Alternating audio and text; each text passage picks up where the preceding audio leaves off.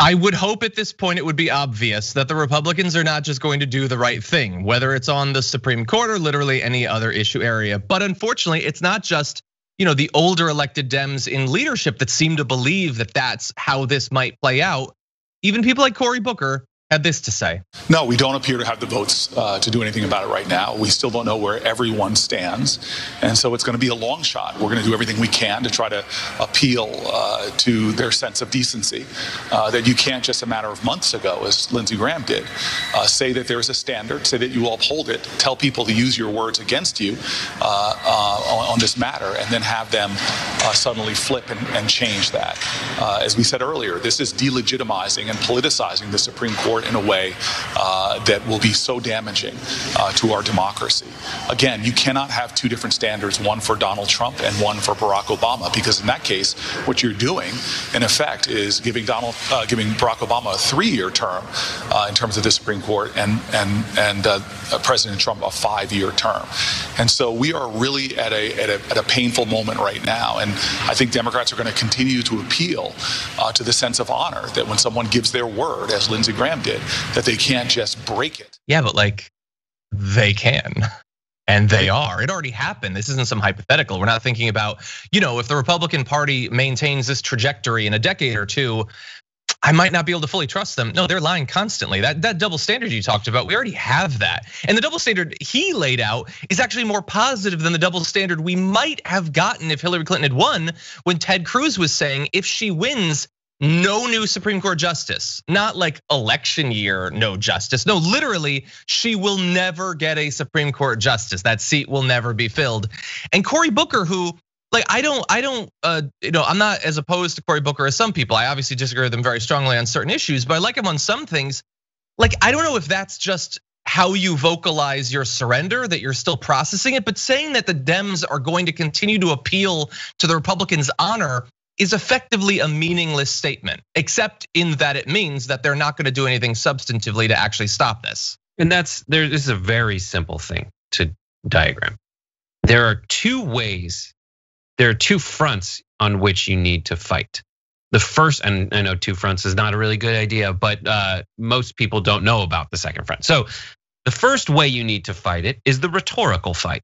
And that's what the Democrats are trying to do. They're trying to do a rhetorical decency appeal. Is it good? Is it bad? I think it's bad, but that's what they're doing.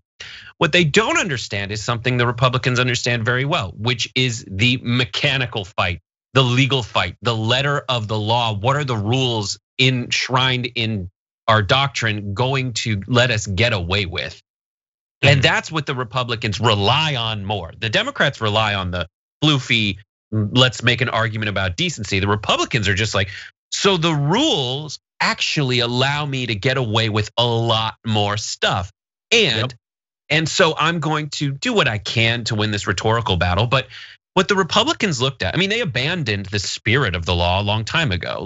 They were the first to do it. The spirit of how they framed the Supreme Court justice nominating process was that the president picks the Supreme Court nominee, and then the Senate gets to see if there's something horribly wrong with that person. Yeah. And if there's something horribly wrong with the person, they get to advise and consent. They don't get to pick the Supreme Court justice. They only get to say if there's something really wrong. That's the spirit of it. But when it comes down to it, Mitch McConnell said, I have a vote on it and I have the Senate, so I can just vote against it. They abandoned the spirit of what everyone had done before. They make all these sounds like you're watching baseball when they give you the statistics. It's like the same way they're like, no one in the bottom of the ninth has pitched a curveball strike against Ryan Howard.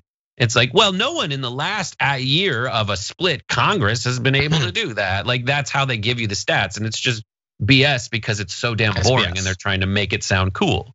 But the Democrats need to start fighting that second way, because that second way, that way of fighting based on what the procedures allow you to do to get what you want, they need to do it. And AOC and company released a memo about exactly how to do that yesterday. And that is to use the budget appropriations process, the continuing budget resolution or whatever, the various processes at their disposal to just delay the vote. Because that's exactly what the Republicans did.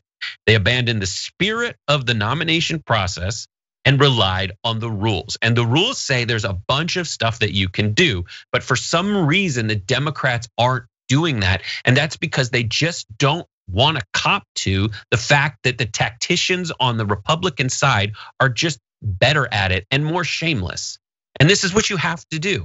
And what are they worried about? They're worried about the American people figuring out that there's some like sly in the weeds, like, I guess like technocratic, or I don't know, like a way of doing these things by adhering to like these obscure laws. No, you just need to say, no, we're following the rules and we're gonna stop it because of what you did last time, and just keep fighting on that. And then the last point is, what the hell do they need this other justice for? This is different from when Ginsburg's dying is different from Scalia dying, because when Scalia died, it was 4-4. Now it's 5-3. You already have the justices you need to accomplish all of that stuff. Everything they're fighting for now is moot. Unless you have so little faith in your legal argument that you need a 6-3 advantage and really a psycho Handmaid's Tale nominee to push it through. Well, if you have no faith in your legal argument or no faith that you will maintain control of the Senate and win the presidency, potentially, like you would want to rush it through if you fear the future, I guess. Or you'd be pragmatic even if you think there's a good chance of losing, which there is at the very least a good chance. But yeah, I agree. They don't fight in that way. They don't even seem willing to acknowledge. Like Dianne Feinstein, she still talks as if it's the 70s or something. And there's like one or two bad eggs in the Republican Party, but surely some of them will be smart.